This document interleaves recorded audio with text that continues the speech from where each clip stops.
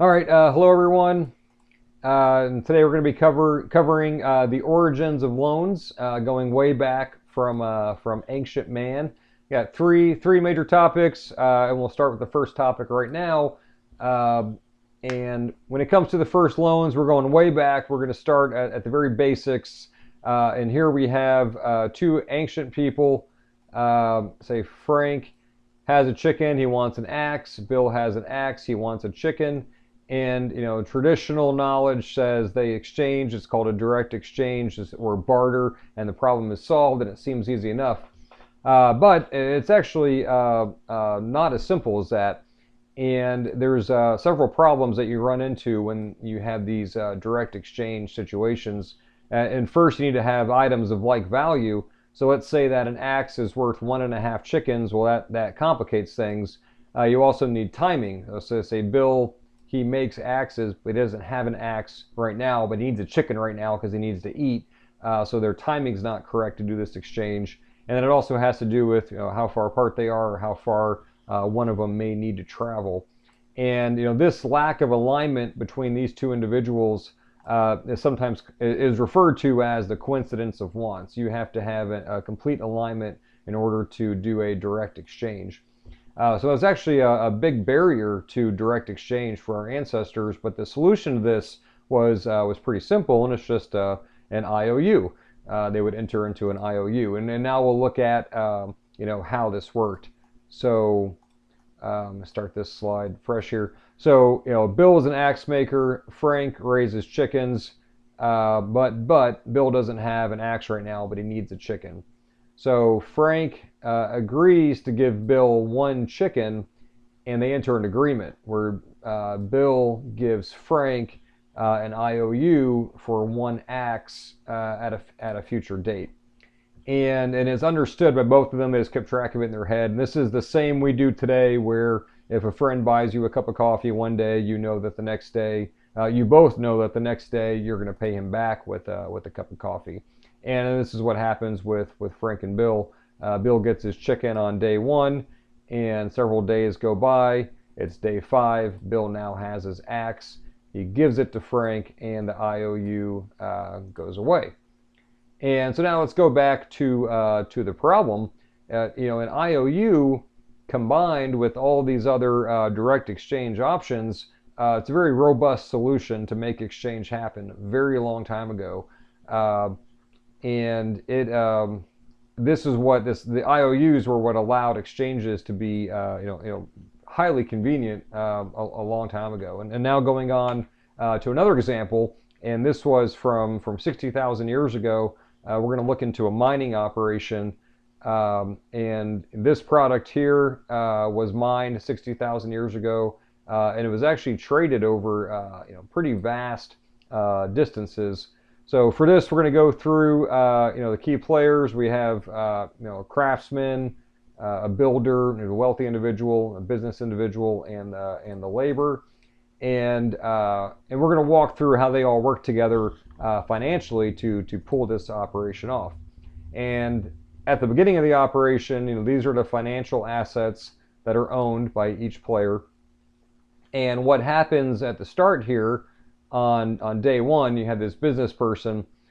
He works out a contract with the wealthy individual, and he's going to say to the wealthy individual, "Give me 2 cattle." And I'm going to give you an IOU. So I'm going to owe you 3 cattle back in 15 days. So he's essentially giving him a loan. And then the businessman now works out a contract with the craftsman, and he says, you give me these axes, and I will give you an IOU. And I'm going to give you, back 10 axes, and I'm going to give it back to you in 15 days.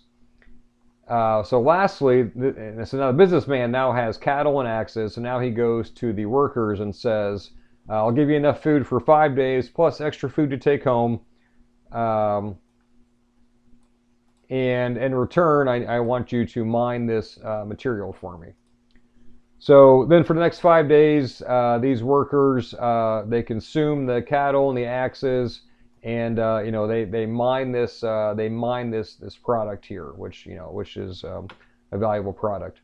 The businessman now takes this product, and he's going to travel for several days to a neighboring tribe, and he's going to give this tribe the product.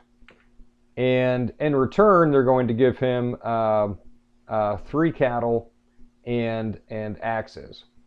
And he's going to come back to his village. He is going to give 3 cattle back to the wealthy person. He's going to pay him back, and that removes the IOU. He's going to give the axes to the craftsman, and he's going to remove his IOU. And now this salesperson has 1 cattle left as his payment. So you'll recognize what's going on here also as a loan. And these are pretty simple, but they're also simple to the point where they were common tens of thousands of years ago, and were able to support pretty large scale operations given the time frame. And even though they were simple, it made the IOUs were integral to solving the problem of exchange. And then lastly, with these loans, it was an easy way to connect all of these individuals, and this group here could now work together very efficiently. And then this allowed us to push our society and push our productivity forward. So now let's scoot forward in time, to the next example. And we're now getting into a decent-sized economy. Here is this example is going to use a temple as the center of trade and activities. We've got lots of craftspeople now, blacksmiths, seamstress, cooks, engineers. We've got our wealthy individuals, our business people, and our day laborers. And now they have more assets. They have gold and silver. This is not coinage. We still have another 4,000 years until coinage. And now we have this much greater amount of interconnected exchanges and direct exchanges, and the amount of IOUs was now enormous. So these individuals, the wealthy individuals who were in charge of the operations inside of the temple, can no longer keep track of all of these IOUs in their head. So let's go into what they did to solve this, and it's pretty simple. They just devised a system on clay tablets where they would keep lengthy records, and they just keep using these kind of large clay tablets. They would just keep track of who owed them what money and what they owed other people money. And then this idea also spread to these kind of small IOUs. So these small pieces of clay, these 2 individuals here could to create and then each have with them identical copies of a clay tablet, so they could keep track of what they owed each other.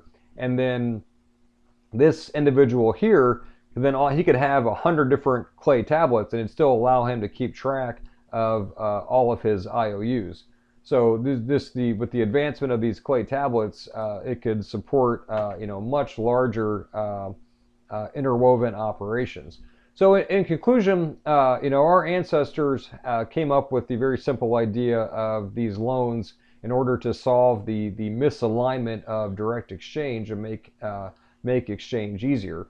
And this same concept lasted 100,000 years, and even in this complex situation here, it was a simple IOU, albeit recorded on and maybe shared on clay tablets. But the idea of these simple loans is what kept our ancestors, what kept the convenience level of their exchanges very high.